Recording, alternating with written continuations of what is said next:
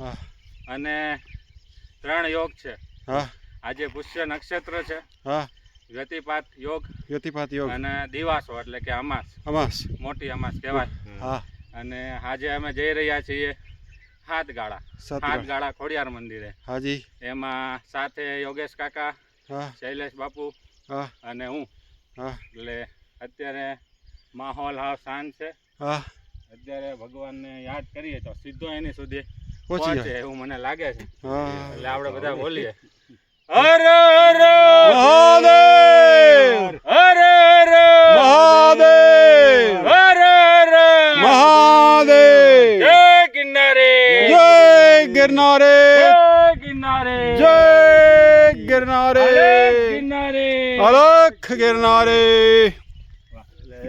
તમે તો ટીવી વાળાની જેમ જ અમે ટી વાળા છીએ